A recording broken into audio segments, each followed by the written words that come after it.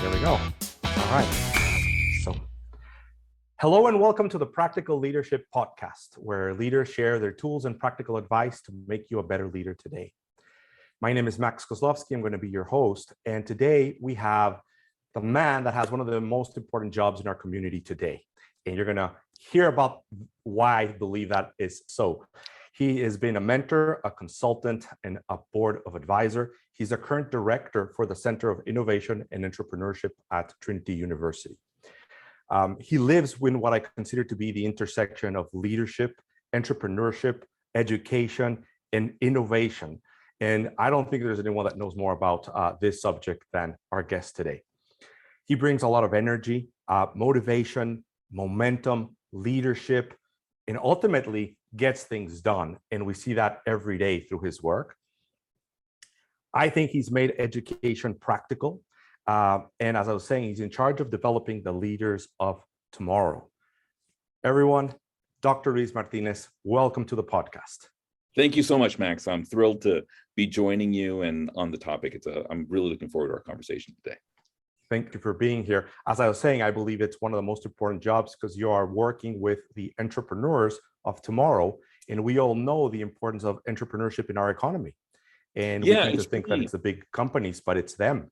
It's really them. I mean, if you look at the sort of the statistics, a new job growth is actually fueled by traditional small businesses, medium-sized businesses. So it really is the entrepreneurs that sort of fuel sort of job growth in America, that fuel prosperity in America, that are fueling sort of innovation in America. So I'm thrilled, and thanks so much for that kind introduction, to be spending some time with you today to sort of talk about that as well as talk about leadership. Thank you. I see what you guys do, and I'm like, what I could have done with that, a system like that, a program like that, with support like that, how many mistakes could I have avoided? How much faster would I have grown? So when you think about productivity in the workplace, you guys drive it day in and day out. Today, our big subject is leadership. And I like to start with this question, which is, where did you first kind of become aware of the concept or the idea of leadership? That's a great question. So I'm going to reveal a little bit of my biography in the course of that kind of conversation. Please. The very first experience that I had with leadership is in the youth program known as the Boy Scouts of America. So I was a scout growing up. I participated in Cub Scouts and Boy Scouting. And it was really through that experience that I first got experienced in sort of the concepts of leadership. It's quite a lot to be a young person 11, 12 years old, and said, great, here's a group of 6 people, here's a group of 8 people, go lead them to go do things. And of course, as one does with people that are sort of 11, 12, there's a lot less getting stuff done and a lot more like sort of screwing around and doing other things. But that was really a pivotal experience, I think, in my leadership development, to have the opportunity to work with young people as a peer, being a peer leader, leading a small group of 6 to 8 to 12, that grew to, 3 groups of 6 to 12, that then grew to, 50 in a region or in an area, really for me was really, really powerful. And the kind of sort of teen youth leadership program that they have, talking about the kinds of things that you do. And it's very practical, tactical at the beginning, right? It's very, how do you run a meeting? And, how do you set up a project? And how do you, assign responsibilities? And how do you make people accountable? It's very sort of practical, tactical, but you find that sort of practicing those muscles, and now that sort of I'm an adult, the muscles that I practiced and worked with early in my teens and my 20s through that program was really incredibly powerful. That was sort of the first sort of taste that I had with leadership. The way that got modified, which was really interesting, was then in my experience as a scientist and working in a laboratory. And so working as a graduate student, being part of a project, then leading a project, or being an undergraduate researcher, being part of a project, and as a graduate student leading a project. It was really interesting to then take those kind of lessons I learned as a teen and then applying it in a different sort of context within the regards to sort of scientific leadership or project leadership. Many of the tools were very similar, but the ways in which they were applied were different. The ways in which you assess success was different. There were all sorts of other factors that one had to take into consideration. It was no longer about like getting badges and like winning awards. It was more about sort of moving projects forward, getting things done in the real world. So it was really the kind of the blend of those two experiences, sort of scouting, and then my experience in working sort of in a lab as a scientist was sort of pivotal for my experience. And then the last, that while I was involved as a youth as well, I was heavily involved in the church. And so that kind of pure sort of church leadership, sort of thinking about, and I'm sorry, I'm going to say a hackneyed phrase, so forgive me, that kind of model of sort of servant leadership and being able to sort of exhibit that within sort of that different context. So that's sort of the blend of where the majority of my leadership style sort of has its origin. Thank you for sharing that. I just realized that I actually was so excited to get into the conversation with you that I forgot to ask you my typical first question. Oh, well, please. So I'm actually going to take a step back here for a second. And part of the reason why I think I skipped it is because I was just part of some of it. So, one of the questions is, what's something good that has happened in your world in the last few, days, weeks, or months? I know there's a lot, but, we just had the big Stumber competition, and my mind was like, I already had the answer. So I kind of skipped it, but I want to go back. So what is something good that's been happening in your world? Well, we're really excited about three major initiatives right now that we're getting off the ground. The first that you mentioned is that Trinity has an annual venture competition, and we're in our 8th year now of a venture competition. And so this is common in many colleges and universities around the world. If there's a college, they've got a venture competition. Ours is unique in the following ways. Ours is really about, as you mentioned, developing talent. While one of our factors that we measure is the number of companies that we launch, and we were really proud that through this program, we've launched over 37 companies. We're really proud that we've invested $375,000 in these companies through these competitions that have turned out as a return on that investment of over $6 million of external funding. While we're really proud of that, we're really proud that people have jobs that have been created by the entrepreneurs that have been through our program. What it really is a developmental program. So it's a bookend competition. We have our sort of seed round in the spring where we take in great ideas. We select teams that then sort of start their journey with us with a small investment of $5,000, mentoring, time in our summer accelerator. And then those teams then come and compete at sort of the end of the competition in our finals round where they compete for $25,000. We had our first sort of seed round. So it's always really exciting, right? You've got these college students. It's open to every college student here at Trinity, regardless of their major. So they can be a business major, they can be a liberal arts major, they can be an arts major. Doesn't matter what their major is. Doesn't matter whether or not they've taken any classes in entrepreneurship or all our classes in entrepreneurship. It doesn't matter whether or not they're a first-year student. So literally some of the students a year ago were deciding what colleges they wanted to go to. And a year later, they were on a team, on a stage, pitching a concept, hopefully getting a company launched within that next year, or a graduating senior that's getting ready to graduate. One of my favorite parts of the competition this year, there were a lot of highlights, but one was when we had 4 engineers on stage pitching 2 companies. And they say, look, we're engineers, right? So we need some help. And everybody else around there is looking and it's like, we're on the business side, we need engineers. So kind of creating that forum where people can kind of get to know each other and develop those relationships and see what each other brings to the table really helps consolidate the learning, the practice, allows them to be the best at what they are and get what they need. As well as helping them sort of imagine futures that they wouldn't have dared to imagine for themselves, right? So, I mean, your imagination is only as good as you are, right? And so you can never imagine anything beyond your own sort of imagination. So to talk to somebody else and sort of imagine together about what could be possible, or to see someone else's imagination sort of spark something that might be creative in yours is something that's really powerful. So for us, what we're most proud of in this program is that sort of developmental experience that these students will get through. So we'll have 20 students in our summer accelerator program. That's 7 concepts that'll be getting initial funding from us. So we're super excited to start this journey with these students now here after COVID in person here in San Antonio. So that's perhaps one of the first things we're super excited about. The second thing that we're incredibly excited about is We know that, putting together great teams is one component of a startup. Having a great idea and a great product or service that solves a real problem is another component. We know that mentoring is another sort of critical component.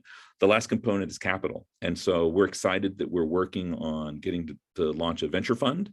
So we're, out raising a fund to help launch entrepreneurs, and primarily in the San Antonio, South Texas region.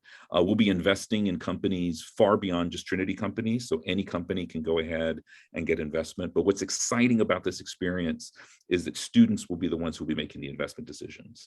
So to have students do due diligence, to have students dig in deep and understand what that investment process is like, to have students decide and say, this is the company we want to make an investment in over this company, or looking at this kind of portfolio of companies we're interested in perhaps putting funding in here and putting funding in there, is really going to provide for our students an incredible experience that they're going to be able to take out into the workplace.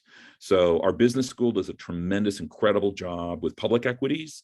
And so we're super excited about opening the world of private placement, private equities, venture capital, angel investment for some of these students by actually giving them the experience to do that on their own. So that's the second thing we're excited about. I just got done hiring. The person's going to be working and building that program out. I'm out raising the fund. So that's the second thing that I'm most excited about. And then the third thing I'm excited about is that one unique thing about San Antonio is its highly collaborative nature of doing business. I joke that there's no such thing as a 30-minute meeting in San Antonio. It's always an hour long because, oh, how's the kids? And like, how are things going? And, oh, did you eat there last week? Oh, we did too. There's that kind of relational aspect of doing business here. And so we're highly collaborative as a community. And so we've got a wonderful collaboration that we're working together with Incarnate Word, St. Mary's, that we're hopefully going to be building to then reach out to the rest of the universities here in San Antonio next year. So the kind of areas in which ways we're collaborating, the ways in which we're giving students the opportunities to do something for real is something that gets me excited every day and why I've got the best job in the world. I've known you for several years now, and I one thing that I notice is you're always excited. You're always excited about what you're working on. You're always excited about the projects coming up. You're always excited about the future. Let me ask you a few questions that kind of dive a little bit deeper into your mindset. So you mentioned this idea of imagination and vision and being able to see yourself in a place that you might have not been able to see yourself in before. How does leadership relate to that, to the need for being imaginative, having a vision? Well, I think the core is curiosity, right? So, I'm curious about everything all the time. I was fortunate to, have the discipline of working in an area of chemistry that then got me to understand something very, very, very deeply. But going off and getting my PhD taught me that I know a lot about very little, and that there's a whole entire world out there in which I know nothing. So this aspect of curiosity is a critical component, I think, of innovative leadership, of leadership overall, of sort of being excited and having that kind of energy.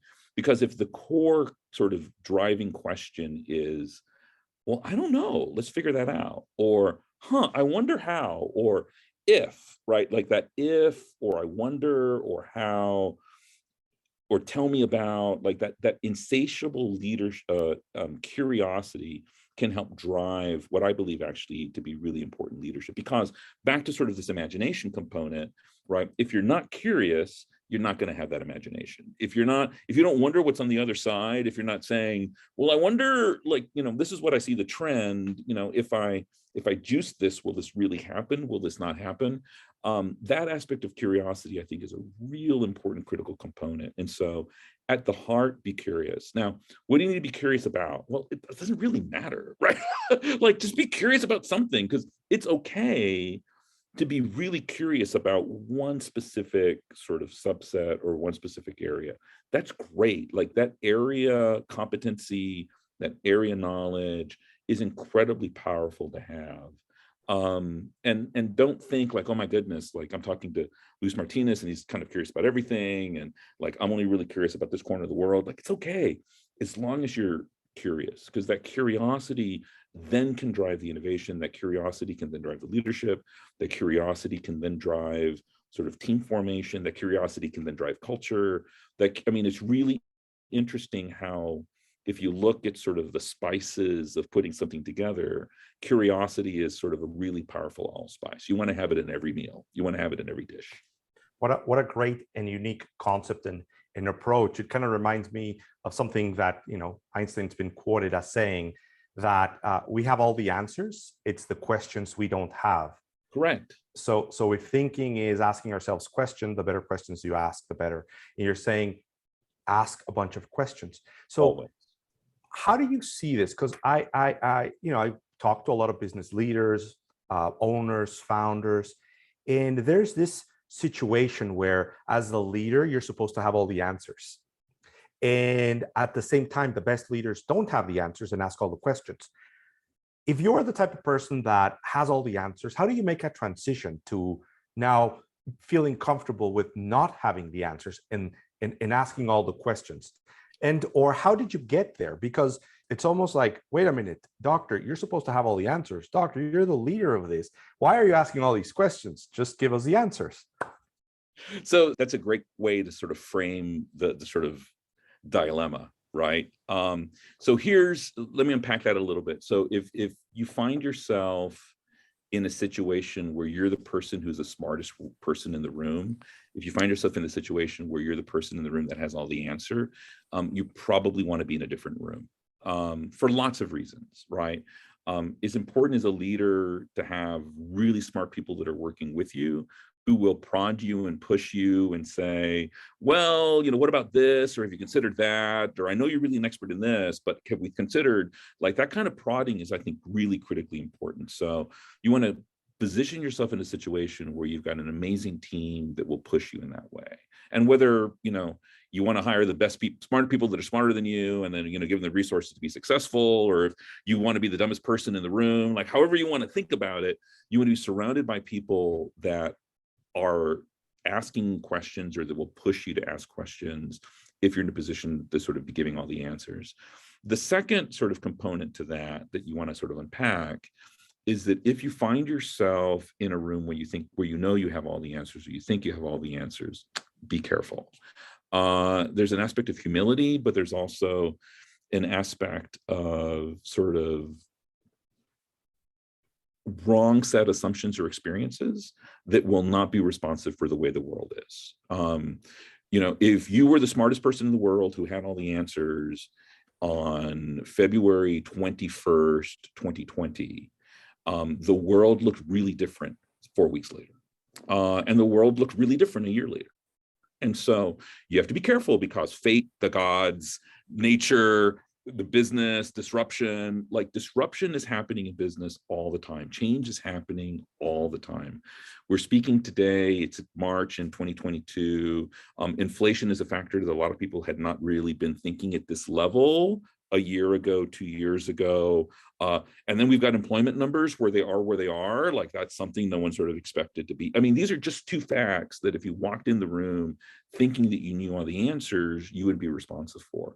So be careful when you are in the room and you have all the answers, or you think you have all the answers, because there's a real finite possibility you may have wrong assumptions. Your data may not necessarily be correct, or maybe those things are true, but they're only true for this moment. Or they were true in the past, right? They're not necessarily true at this moment. And that's where I think that my experience as a scientist has been really helpful, because especially as an experimentalist, the answer is, well, it doesn't matter, do it. Like, go run it, go see if that's true. And then if it's true, great, then you can go do the thing. But if it's not true, well, then it doesn't matter what people said. You tried to do it and you couldn't do it. So it's obviously something you're doing is different, right? Or something they did is different. Go figure that out. And I like even the tone that you bring to that, right? Because it's like, no harm, no foul, no judgment, no you're better or worse, no you're worthy or not, no you're valuable, you're not valuable. It's just an experiment where you're trying to learn. An experiment, and the world changes. The world is changing.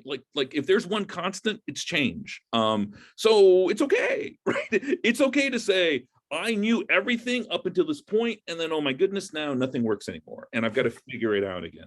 And that's why the people that you surround yourself with is really powerful, because if you've got a team with you that says, yeah, let's go figure this out. Like, what's the answer? we don't know. We're really smart and we have no idea. Let's go figure that out. Like, that's a really powerful way of sort of scaling sort of the power of your team.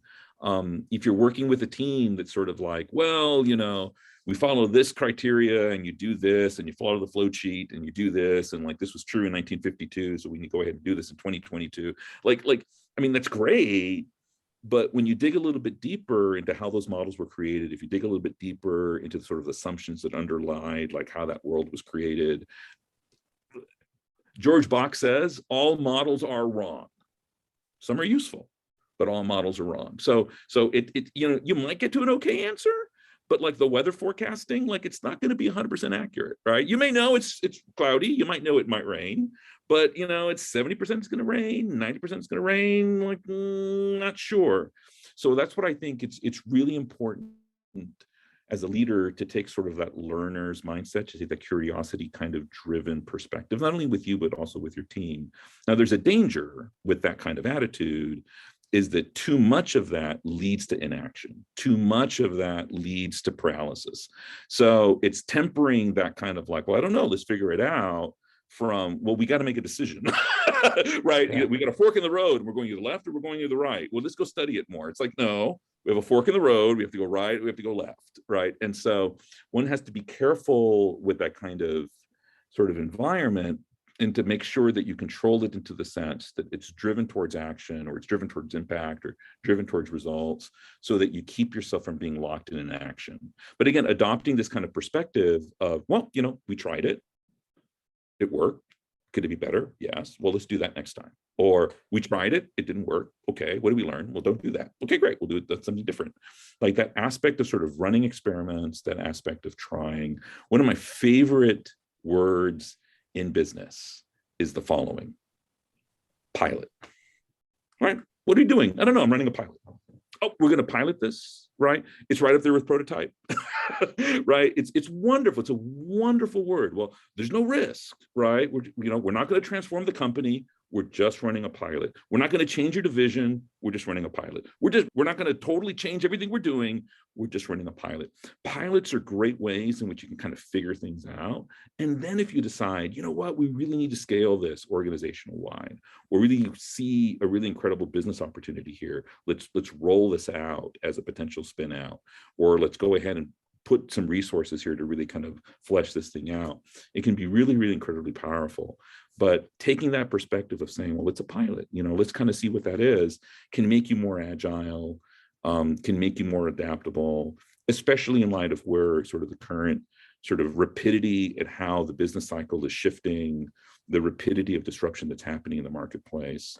You know, if you're not worried about lots of things in your business, you should be, because there's lots of things that are going on. Also, if you're not thrilled about the kinds of things that could be happening in your business, something's wrong, because you should be thrilled about the kinds of ways in which these disruptions may actually help you do things better, might help you do things faster, quicker, less expensive, or, you know, in some ways derive more value for the people you work with or the folks that you're having impact for.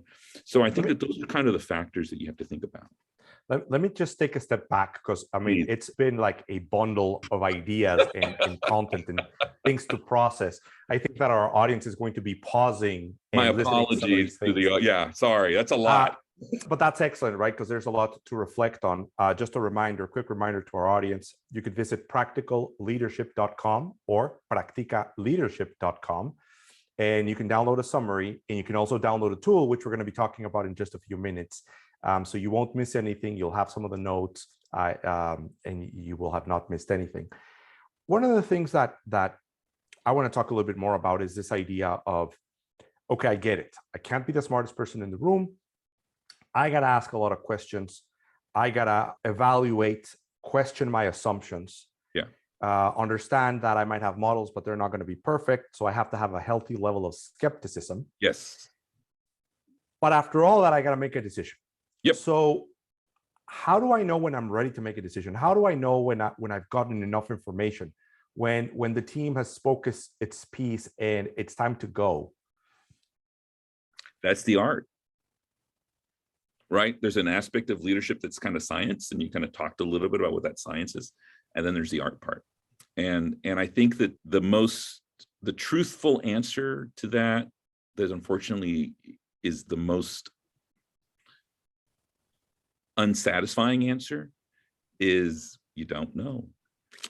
You do your best. If you had enough experience being in that kind of space, okay, like we've gotten to the point where we need to make an action, or you're being forced to an action because, like, the thing is on Friday. We've got to do this on Friday. So, like, we got to make the decision today. So sometimes, thankfully, there are other factors that will force that decision, or there are factors based upon experience, knowing, being in the zone, that you've got enough. But that's the art part. That's something that comes through practice. It's something that comes through by studying other folks. It's something that comes through being in that experience. I mean, the thing that I find sort of the most powerful, and forgive me for again quoting another hackneyed phrase, Please. But don't let the good be the enemy of the perfect. And I think that sometimes we want perfect so much that there's a perfectly good, reasonable thing right in front of us. But because it's not perfect, we're rather spend time in an action, or we're rather spend time in sort of perfecting, or rather spend time in sort of like turning our wheels when we've got a perfectly good 70% solution, 60% solution that's right there in front of us. And so, I mean, I'm sorry, I'm not going to give a great answer for that, other than, like, it depends, right? Other than, you kind of know when you've done it, other than, well, I think the right answer is pilot it. Pilot it, right? That would be another answer. Go test it out. Go figure out how long it's taking you to make decisions and how they turn out. But if you're someone who's like trying to try this out, one way to do this is sort of scaffold yourself, right? So you can say, okay, we're going to give ourselves this much time, or we're going to spend this much money, or this much time of time, people time, to sort of explore this out. And once that budget of 60 person hours, or once that budget of whatever has been spent, we're going to make a decision. That's one way of thinking about it. Another way of thinking about it is by putting together a time constraint. Is we're going to give it X% days, or we're going to give it to the end of the week, or we're going to give it to the end of the month, and then make a decision. So if you're kind of uncomfortable with, well, you kind of know. And so sometimes, like, it's really easy. Like, you have a 5-minute conversation, you're like, yep, that's the direction we're going to move in, right? And other times it's like, no, this is going to take a year-long study. We really need to kind of figure that out, and then we'll make the decision. If you're kind of uncertain and don't have that kind of experience with those kind of timeframes, my suggestion would be to sort of scaffold yourself triggers that'll help you make that determination. Or alternatively, you build those scaffolds or those triggers in ways that lead to decision making, right? We're going to decide on this in a week, and then based upon that decision, we'll make these decisions in 3 weeks, and based upon those decisions, we'll make these decisions in 6 weeks. And so with that kind of time frame, which is why, good practical, tactical planning is really critically important, as well as assessments, because if you can sort of have those things aligned with these kind of decision trees, then you're making sure that you're spending time on the things that you need to be spending time on, and not spinning your wheels in areas that may not be productive, or may not be moving you or your business forward. So I'm just channeling some of the entrepreneurs out there, and you guys are going to know who I'm talking about, right? It's like, okay, I got it. Can't be the smartest person in the room. Question the assumptions. Be curious. Surround yourselves with really smart people. Got it. Now let's talk about that one, the last one, right? Surround yourself with smart people. Yes. How do I hire and how do I surround myself with smart people? The type of people that I can feel comfortable not having to be the smartest person in the room, and being able to feel open about listening to them, because it's like, hey, Dr. Martinez told me I have to be in a room with smarter people than me. Well, so I'll give a couple of standard answers to that, but I'll delineate to why that's important. So the first is you want to make sure that the people you're bringing in are different. And how you define that diversity could be in the traditional way, right? We're looking for men and women. We're looking for an ethnic diversity. We're looking for racial diversity. We're looking for diversity in where people grew up. We're looking for diversity of educational institutions that they attend. We're looking, right, there's lots of ways in which you can think about that, but I think that's a real critical component, because like you only know what you know, you don't know what you don't know. And so you've got lots of different people who have had different kinds of life experiences, or who've had different kinds of ways forwards, or who can view inherently the world differently because their journey has been different. Your solution is going to be better, right? Diversity is amazing, especially because it gets us better solutions. I'm a huge fan of diversity for lots of reasons, but one of the main reasons I'm a fan of it is that you put lots of different people with lots of different experiences in the room, and you're going to get lots better answers based upon that diversity. If everyone is my apologies to my colleagues in New England, if everyone is a New England Harvard grad, awesome, you're going to get awesome New England Harvard grad answers, but that insight from someone from California or Chicago or from, Atlanta, like it's going to add flavor to that or give you solution space is going to be uniquely different. So diversity is really critical, not only for people on your team, but also for mentors. You should have a group of mentors that are peers. You should have a group of mentors that are obviously older. You should have some that should be in sort of your industry space, but it's also really important to talk to people that are not in your industry space at all, right? Because the kinds of, I'll give you this as an example. So in managing my team, I share a lot of stuff from friends of mine that are therapists, and they're like, oh my God, like I had no idea that our team could function this way. It's like, yeah, like it's a group therapy kind of tool that I picked up that a friend of mine who's a therapist uses in their practice. Like you don't do this, right? And it's like, no, this is amazing. It's like, yeah, it's like it's group therapy 101. And so like I think like getting that diversity of perspectives and viewpoints is really critically important. Here's the second that I think is really important. However it is that you think you're going to be bringing in those people and assessing those people, you have to think thoughtfully about what your hiring process is like, what your interview process is like, the kinds of ways in which you're going to be engaging with folks. I'm surprised that for the ways in which people hire, that we hire well. Right? Because I think, like if you think about the traditional kind of hiring sort of thing, you send in a resume, you're sending a letter, and people are like, oh, you check off these boxes. This is awesome. You have an interview. Great. I spent an hour with you. Awesome. We might have a follow-up interview. I might spend like 4 or 5 hours, and like, boom, you're with us for life. Right? Like we don't marry each other this way. We don't date each other this way. We don't get best friends this way. So I'm surprised we end up hiring well in the way that we have currently hiring process. So think about what that hiring process looks like and ask yourselves, are there ways for me to really get at the core of how it is that this person is going to be able to bring value to our team? And it could be there's a work project that we need them to actually do as part of the process. And so just to assess how they write, assess how they think, assess how they approach a project, maybe that's it.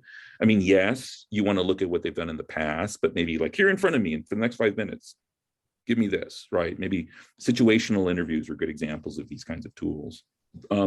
Maybe there are these kind of assessments that people do. I'm a huge fan of Gallup Strength Finders.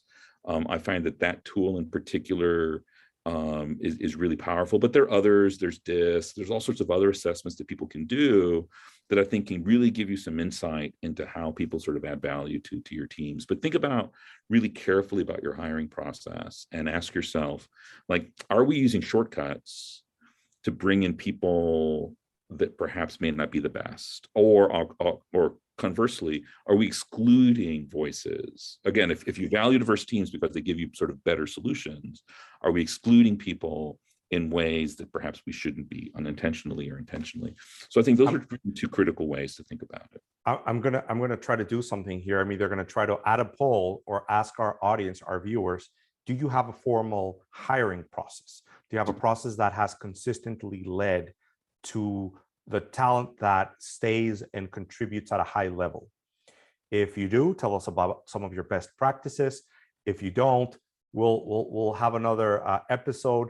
We'll talk to you about some resources, some tools, some frameworks that can help you hire better. So it's really important. Yeah, I mean, one of the most important things you'll ever do is hire in the team you bring in, which is why, for example, for our team here at Trinity Entrepreneurship, We're very intentional in sort of the way in which we bring people in. We're very intentional into what happens during our hiring process because we're high impact. We're constantly moving.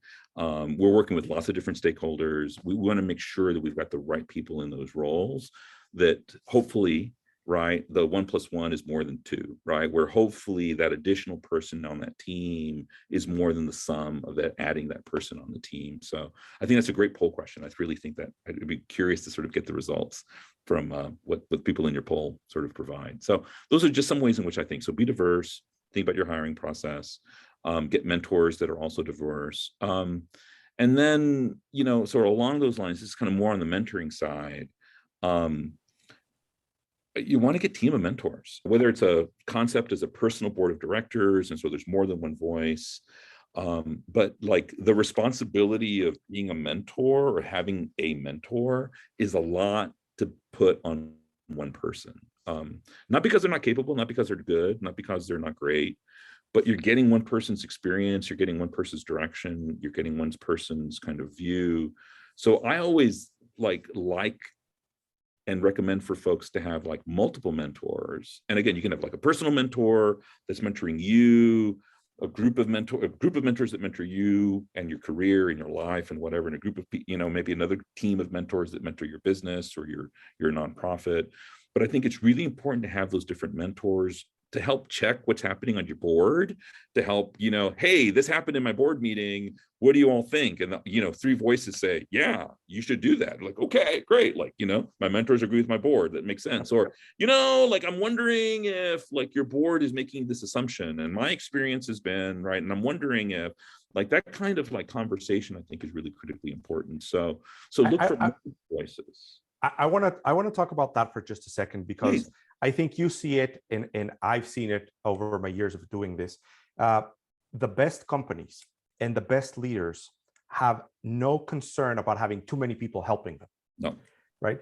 Some of the people that I help with growing their business and are growing at the fastest rates are part of 2 or 3 different groups. Yes. So they're not like, well, you're my coach and I don't need anybody else. It's not how it works. If you ask me, I completely agree, right? You need someone that's helping you with your systems, macro processes, and framework. You need someone that is an expert in the industry or has expertise in the industry. And you need peers. Yes. Oh, peers. Peers are so important. I mean, that's sort of like what we do on the educational side within our accelerator program. Like we try to put these students, entrepreneurs that are going through their first venture together for the first time, so they see each other and experiencing each other as peers. Although they're going to compete for the grand prize later, is that aspect of peer is so important, because you're going to need that peer that you're going to call up on the phone and say, so like, who did you use for X, Y, and Z, right? Like, oh, hey, I saw the thing and I'm wondering, like, can we have coffee? Because I'd love to talk to you about how you did your thing, right?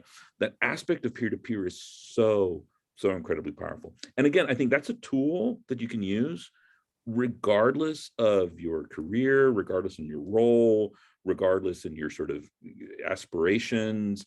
If you've got a group of peers that you can go to check, to get advice, and more than one, right? It can be incredibly powerful. I mean, just today, I had a wonderful meeting with a peer who runs another entrepreneurship center here in town. We had a wonderful coffee. We do these things regularly. We as a community gather together because no one understands your job more than you do, right? No one understands what you're doing more than you do. So to talk to someone else and say, hey, like I had this situation, have you come across, right? Hey, I'm wondering, do you know, that kind of honest peer-to-peer engagement is just so incredibly powerful. Because again, back to the experiments, you've got all these people around you that are running all sorts of experiments. So unless you have some sort of way of figuring it out, you now have to do it yourself. So best to have someone else make those kind of experiences, learn that there's this resource on the west side and these people who are doing the thing, and all it takes you is a coffee to then get that learning gain that person spent 6 months doing, that you get the benefit of in a coffee. And the same way, like sharing your experience with others in that particular kind of way. I'm always amazed when people are like, oh my God, Luis, like, that mentoring advice was so amazing. It's like, no, like, I borrowed that from an experience from 2 years ago, and this other industry you don't know anything about. They try to do something kind of similar, and so I'm wondering if that might be applied. And then I met an entrepreneur who was trying to do something kind of similar in a different industry, and so like all of those things wrapped together is sort of what I'm giving you as a sort of advice. It's really important to get that peer-to-peer, because together, as that peer-to-peer grows, as you grow along in your career, as you grow along in that experience, it's incredible to follow those journeys with them. And I've been really fortunate, having had this blend of kind of experiences that I've got, my peers that I have as a chemist, my peers that I have as academics, my peers that I have now in the entrepreneurship space. So it's great, right? I get these like different worlds of people I get to talk to about where they are. So my leadership is in many ways informed by, again, talking to people in lots of different spaces. And I think that that's a really, for me, an important sort of theme that I think is really important. Have lots of different voices. Yes, go read books. Books are important. Yes, go have ideas. Ideas are really, really important. But hear different diverse perspectives and views are really critical. So one thing that I want to point out, right? Sometimes we talk a little bit about people's philosophy about leadership. We here have gone into a lot of the details about it, which I love. But I'm going to point out something that our audience has probably picked up on by now, which is your humility, right? Your humble approach to that, knowing about your capabilities, but at the same time, saying, I'm here to learn, I'm here to grow, I'm here to figure things out, and I'm not going to take my credentials and do much with them other than help me ask better questions and help me make better relationships and help me make better connections. But not once has the ego shown up as in, I gotta have the answers, or I gotta be better, or I gotta anything. And that's just amazing. And my thought on that is how, right? Like, well, I'll tell you how. It's really easy. I failed. And I failed a lot, right? Like I've done things really wrong, and I've really screwed things up. And for the things that I've done wrong, like I'll own that.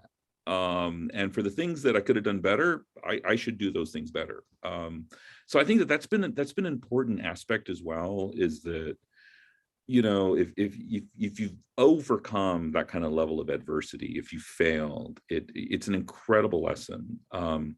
It is a painful teacher, but it's a really powerful teacher. I'll remember back in the disruption in 2008 and 2009 economic downturn, like I remember having a conversation with a client of our consulting firm, and we were trying to sort of, my partners had given the firm to me. I was living in Florida. I was going to spend some time building the business in the middle of the economic downturn. And I just remember the phone call with a client. And he said, "Luis, you were amazing. You were fantastic. We loved your team. We'd love to engage you. I don't know if I'm going to make payroll this month." And it was kind of sobering, right? Because it's like, okay, well, you kind of do the things you do. Oh, let me know, and anything I can do for you to help you out, like let me know. You're like, no, like right now I've got other things in front of me right now. And I remember, like, at that conversation in 2009, I was like, this business is done. We're gonna have to close shop. And sure enough, within like a month, we closed shop. We closed the firm because we just couldn't sustain our business. We just didn't have any. That hurt. that was painful, right? You spent 4 years, 5 years building this business, and now clients can't pay you anymore, and you're shutting the doors, and your partners are doing other things, and you're doing something else. Like, that really hurts. Here we are now, fast forward in 2020. COVID hits.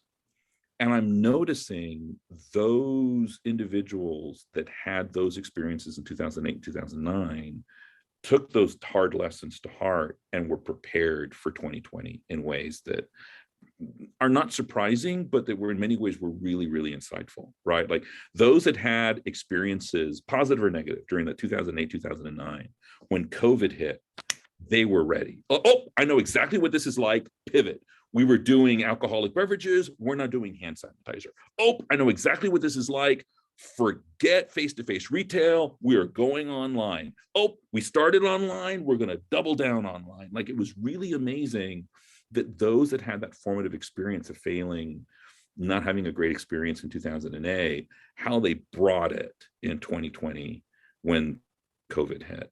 Those that, We're here during the sort of ramp up between 2009 and 2020, that 10-year decade growth area that never had like a down quarter, that never had a down experience. That was a really hard lesson. That was a very painful sort of hit. So, good news, bad news is that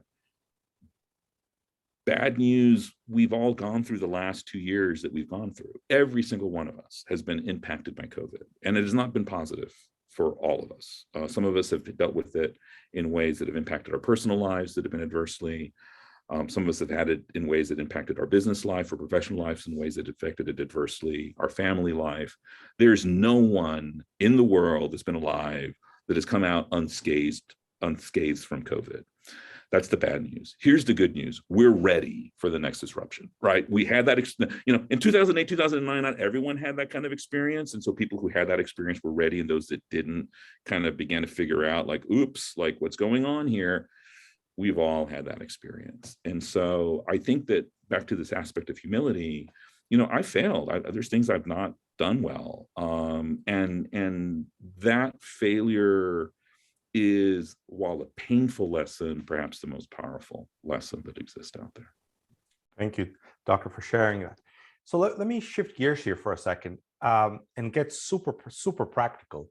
Sure, let's go back. I know you use lots of different tools and frameworks. Is there a go-to that you like to share with an audience, right? Is there it could be super simple, it could be super complex, but I'm like, is there a favorite tool, methodology, approach that you feel like, wow, this is super useful. I use this with my teams, and it helps. So I'll share the first one. Maybe there's two. The first one I'll share with you. It comes from design thinking, and the principle of human-centered design. So for those of you who follow IDEO or the Stanford Design School, there's whole curriculums around human-centered design and how to design things. But there's an inherent principle around human-centered design, which is the following. The answers exist outside of the building. And you've got to go out there and engage with customers and understand customers and understand their world, and then build around that understanding. And I think that's really powerful. I was, again, talking to a colleague, and they're thinking about trying to do things with students. And I was like, well, have you asked students? And the colleague was like, you're right. It's like, yeah, like you should ask them, like, what do they want? And like, but they're, we can be very dismissive of our stakeholders, thinking that we know what they want. But we should ask them, right? And we should apply that at every level, right? So ask your spouses, ask your children, right? Ask your family. But that principle of, if you're really going to be building and creating value for somebody, to understand at a deep level how they view the world, what that problem is for them, what that pain point is or that gain they need to gain, and then really understanding that and then building value around that is really a critical component. So it's called customer discovery, but it basically boils down to have an open-ended conversation with a customer, with a stakeholder, about whatever the crux of the problem statement or the what if statement that you're trying to design around. And it's not, sorry, I'm a huge fan of questionnaires. I'm a huge fan of like data-driven examples. All that stuff is really good and really important, and you should do those things. But it's not the same as an hour-long, 30-minute conversation. So I understand, let me see how you use it. Tell me, let me walk me through the case. Tell me about the best, tell me about the worst. That's really an incredibly sort of powerful tool. And then the other kind of tool that I'll share. So just a quick reminder for our audience here before we move on to the next one. Practicalleadership.com or practicaleadership.com. You're going to be able to download a summary from today's conversation. You're going to get some links to some great resources, and I'm going to get Dr. Martinez to share some of his best templates on this thinking, because there's a lot of content out there. We're gonna sort through it and kind of bring you the best, most concise approach that we have, so you can take that and run with it and start asking the questions and learning more about people and being more human-centric. There's a second approach. So here's our bonus. The next tool I'll share with you is sort of has that same kind of origin and sort of the design thinking component.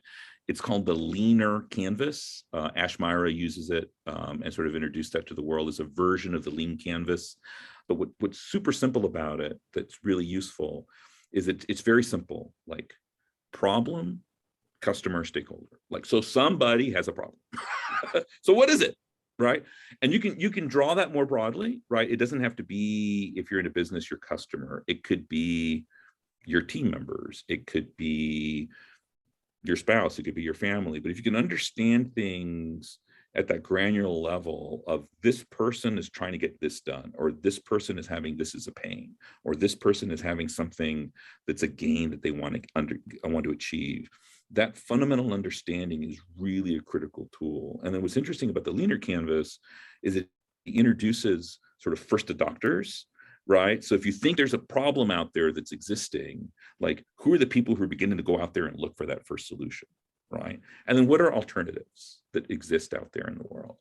Back to innovation, that's where it gets kind of interesting, because if you think about the early adopters, it's like those are the people that are already out there kind of hacking together a solution for it. They're the people who've pulled together Legos and, you know, garden hoses and duct tape and built the thing and are like, okay, it works, like, let's go on, right? Like, it's really interesting to learn from them how they've managed to solve the problem, because while it may work, there's probably lots of opportunities to innovate there. There's probably lots of really interesting ways in which you can build really incredible value.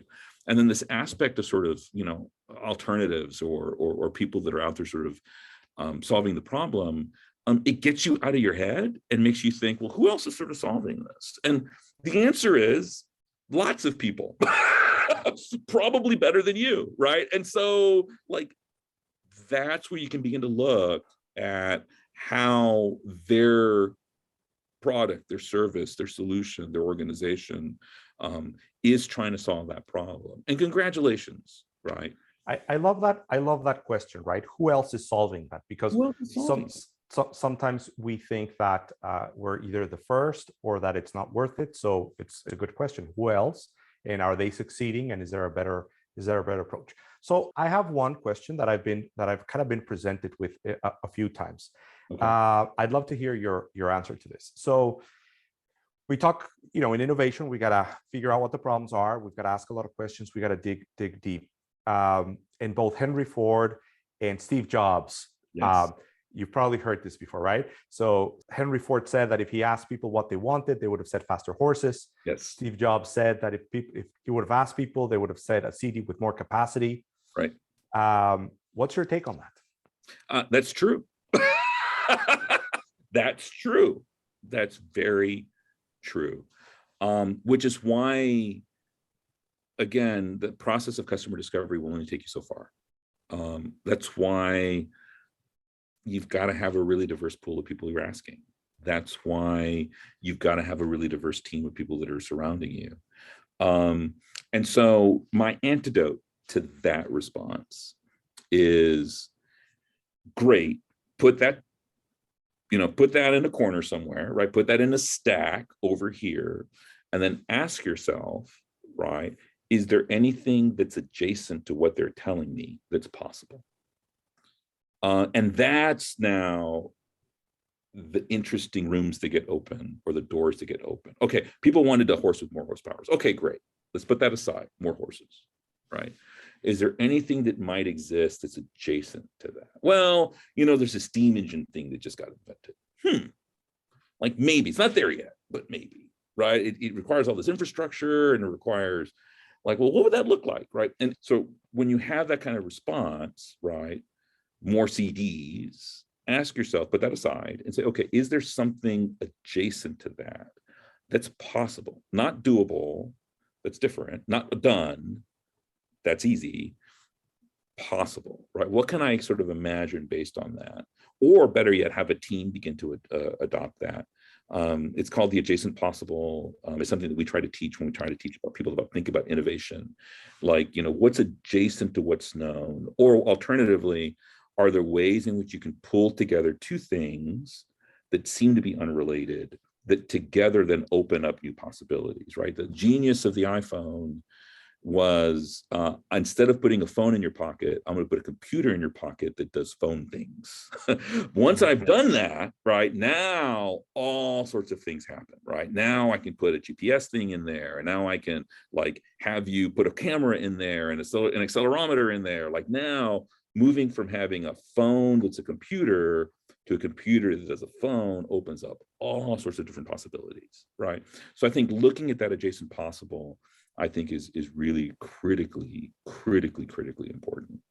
So thank you for that. You've given us a lot of ideas on how to be creative, be curious, be innovative. And I think that one of the things that I think everyone here should take away is questionnaires are good, but going in deep into the conversations will take you much further.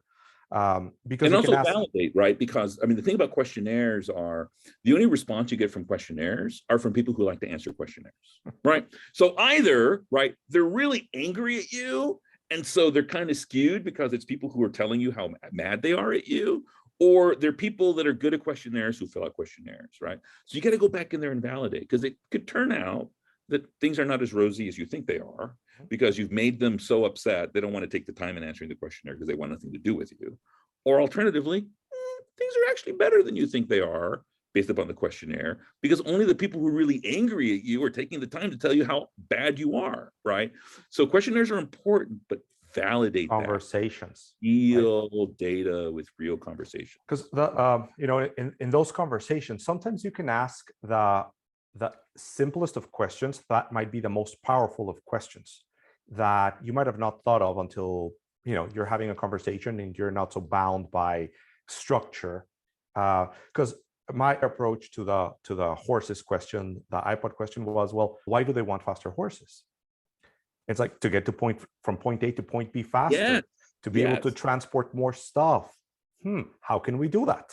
Right. And then that you start thinking about the engines and the steam, and it kind of helps by sometimes asking simple questions. Sometimes a simple question doesn't provide the right answer, but the conversations can provide more insights because you get to know people. If I can offer a practical tool along those lines, Please. like scale is an important way of getting into that. It's like, great, fantastic. What does that look like now over a period? So I'll give you an example of something that I work with a startup team. So I had a startup team that put together a food truck. I was like, great, fantastic. Food truck. What's that food truck going to give you? And they're like, $50,000 a year. It's like, awesome, great. Food truck makes you $50,000 a year. What's the idea that gives you $50,000 a month?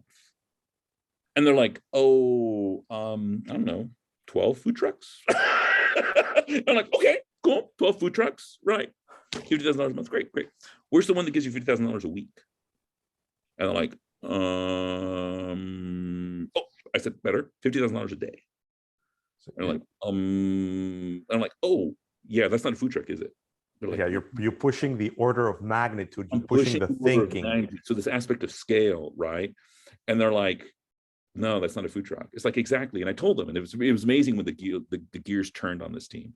I said, you can work on those ideas too. And like half of them at that point were like, forget this, right? Like, I'm gonna go work on the idea of this $50,000 a week. Like, that's cool. Like, that sounds interesting to me. And the food truck guy who like really wanted to do the food truck was like, no, I don't want to do that. I want to provide pizza, right? So scale, right? Either scale up or scale down, right? Like, what does this mean then to an individual, to people in this community? What does this mean to this team? What does this mean to this family? What does this mean to her across the street? Like that aspect of granularity and scale is a really powerful way, to your point, of getting to the better question, right? Why do people want more horses? Well, they want to go faster. Well, how much faster, right? Like how fast would be good, right? Well, now, I want to get to Tokyo and back in like overnight. Okay, well, that's definitely not a horse, right?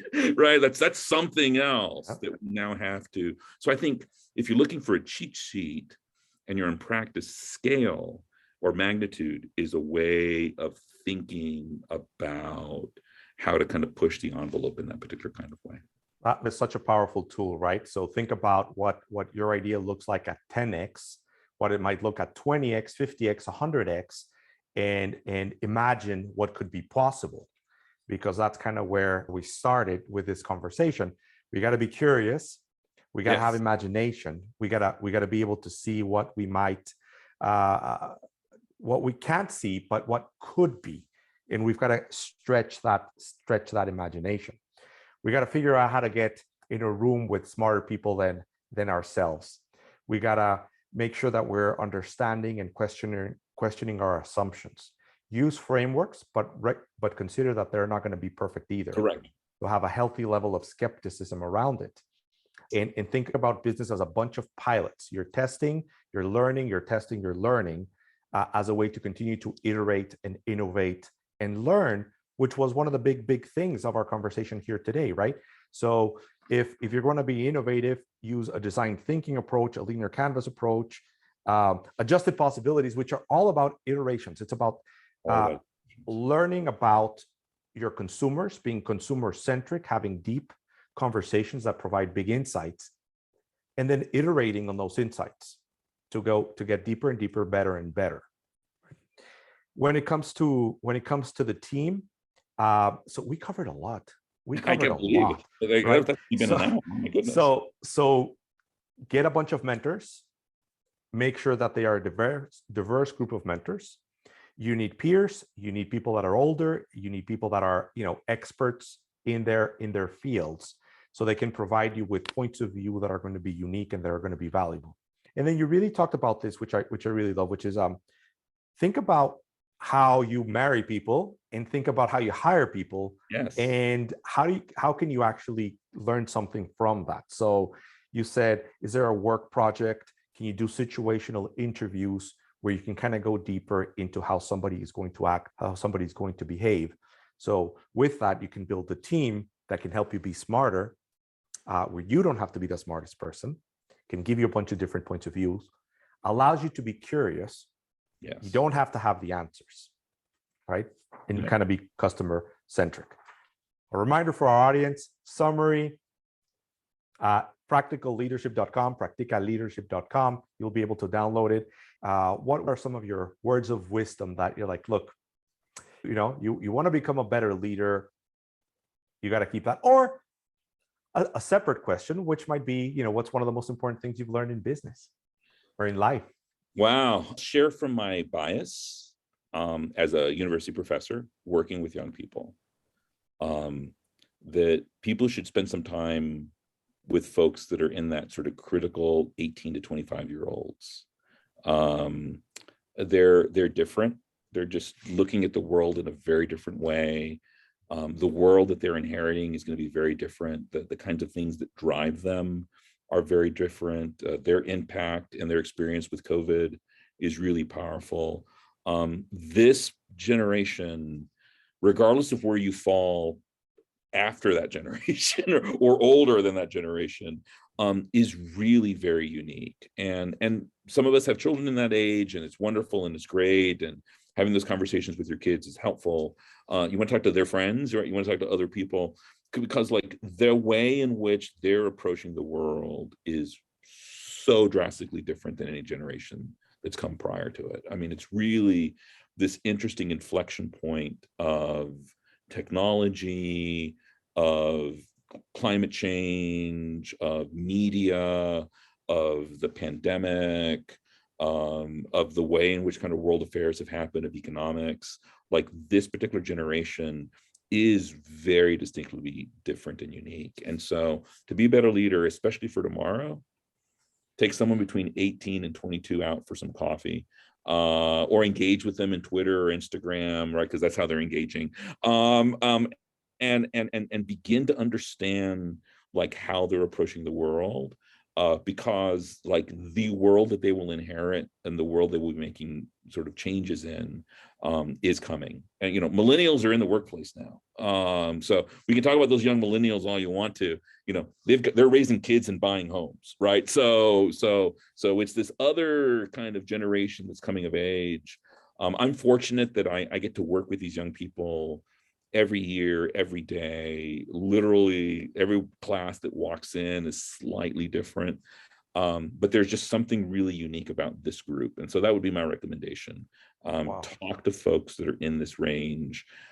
They will give you some insights on not only things that we've done to screw up the world that we really need to change, that will give us insights on approaches that perhaps we should begin to adopt to not necessarily just sell to them or to bring them onto your team, but to really fundamentally help make the world a better place. I'm very, very, very, very optimistic about the future. And that is some super solid practical advice that you would have not heard or gotten anywhere else. Thank you, Dr. Martinez. And every generation has complained about the generations that come after them. Always. And you're saying great leadership means you understand them and you get value from them, and you support them. So that's excellent. Is there a way that our audience can interact with some of those people through your efforts, through the university, support in some way, be part of it in some way? Sure. So it's easy to find me. I'm on all the socials. So for those of you who are on Twitter or Instagram, you can find me at TU Luis Martinez. My email, if you are an email person, you can reach out at lmartin6@trinity.edu. Our team is Trinity Entrepreneurship, so you can also find us on Twitter, Instagram, Snapchat, and Facebook. Feel free to reach out. My DMs, as they say, are open. Happy to go ahead and spend some time talking to people who want to talk. Reese, thank you so much for this time. It's been enlightening. It's been powerful. It's been full of practical advice, great mindset, great ideas, and things our audience can go out and do starting tomorrow. So thank you so much for your time, and I can't wait to do this again. Looking forward to it, Max. Thanks so much for this time and all the work that you do. Thank you.